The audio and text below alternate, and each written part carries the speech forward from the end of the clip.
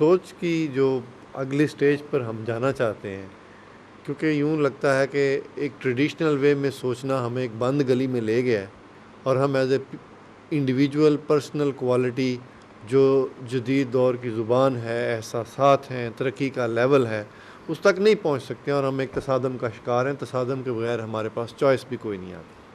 اگر ہم اس سے بچنا چاہتے ہیں، اور جا کے میں بھی سمجھتا ہوں، آئی سبسکرائب واٹ جو آپ نے کہا کہ ہمیں مہلت چاہیے۔ ذہنی تبدیلی کے 7-8 میجر ریولوشن ہیں، جس میں سے یورپ گزر کے تو یہاں پہنچا ہے۔ ان ریولوشن سے گزرے بغیر کیا ہمارے لیے ممکن ہے کہ ہم یہ ذہنی تبدیلی لا سکیں؟ دیکھیے، یورپ یا خاص طور پر مسیحی تہذیب کے کچھ منفرد مسائل تھے۔ مثلا میں ایک کی طرف آپ کو توجہ دلاؤں گا، اور میں نے دیکھا یہ ہے کہ ہمارے ہاں جو عام طور پر دانشور ہیں، وہ چونکہ اس سارے پس منظر سے واقف ہوتے ہیں پورے طریقے سے، تو وہ اس کا اطلاق اپنی سوسائٹی پر بھی کر دیتے ہیں۔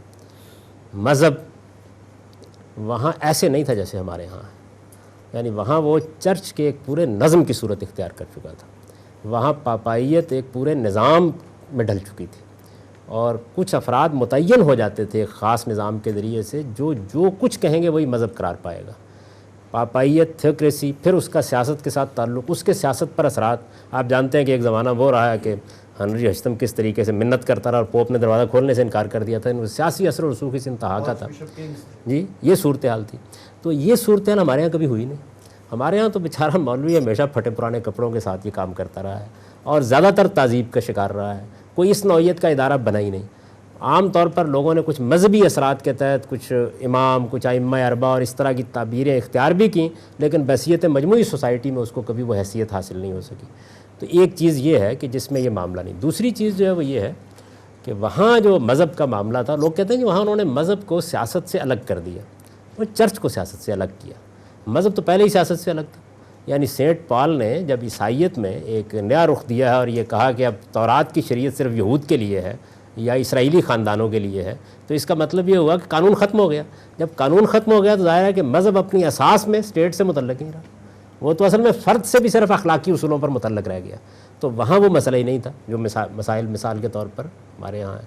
اسی طریقے سے جو تصورات ہیں آپ کے، یعنی اخوت کا تصور، مساوات کا تصور، آدم اور حوا کی اولاد ہونے کا تصور، کسی عربی کے اجمی اور اجمی کے عربی پر فضیلت نہ پانے کا تصور، انسان کی جان، مال اور آبرو کی حرمت کے تصورات، آپ کے جو بیسک تصورات ہیں، مغرب کو بڑی تگ و دو سے ان کو دریافت کرنا پڑا ہے، اور اس کے لیے وہاں بڑے بڑے مفکرین پیدا ہوئے۔ آپ ان سے اختلاف کر سکتے ہیں، اتفاق کر سکتے ہیں، لیکن انہوں نے ان تصورات کو اقدار کی صورت دی، اور وہ اقدار پھر معاشرے کی بنی۔ اس کے لیے کچھ انقلابات کی بھی ضرورت تھی۔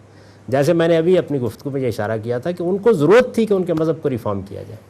ہماری ضرورت یہ ہے کہ صرف مذہبی علوم کو ریفارم کیا جائے، یعنی ہمارے ہاں اصل انحطاط وہاں ہے۔ تو اس لیے میرا ذاتی احساس یہ ہے کہ ہمیں اتنے بڑے صدموں سے گزرنے کی ضرورت نہیں ہے۔ اگر ہم جس طرح میں نے آپ سے عرض کیا ہے کہ اپنی تعلیم کے معاملے کو اگر درست کرنے میں کامیاب ہو، جیسے معاشرے کا مسئلہ بنا کے کامیاب ہو جائے درست کرنے میں، تو یہی چیز آہستہ آہستہ ایک تبدیلی اور انقلاب میں بدل جائے گی۔